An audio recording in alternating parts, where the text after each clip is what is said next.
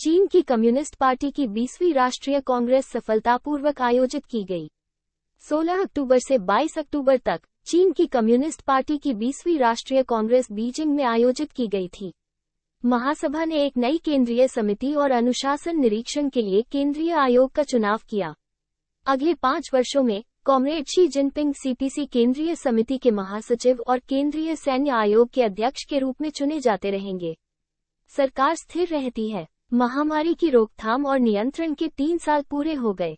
2020 की शुरुआत में शुरू हुआ यह नया प्रकार का कोरोना वायरस एक सदी में सबसे बड़ी मानव महामारी आपदा है। नए ताज की महामारी के प्रकोप ने वैश्विक अर्थव्यवस्था को 2020 में ग्रेट डिप्रेशन के बाद से सबसे खराब मंदी में गिरा दिया है और यह आज तक इसे प्रभावित कर रहा है।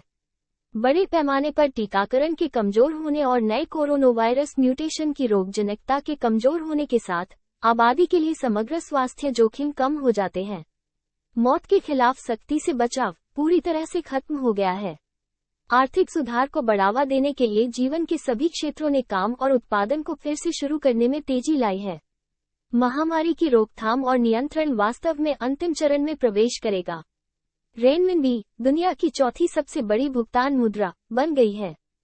आंकड़ों के मुताबिक राशि के आंकड़ों के आधार पर वैश्विक भुगतान मुद्रा रैंकिंग में आरएमबी दुनिया में चौथी सबसे बड़ी भुगतान मुद्रा के रूप में रैंक करता है। भुगतान राशि रैंकिंग में अमेरिकी डॉलर और यूरो शीर्ष 2 स्थान पर हैं और ब्रिटिश पाउंड लंबे समय के लिए तीसरे स्थान पर है।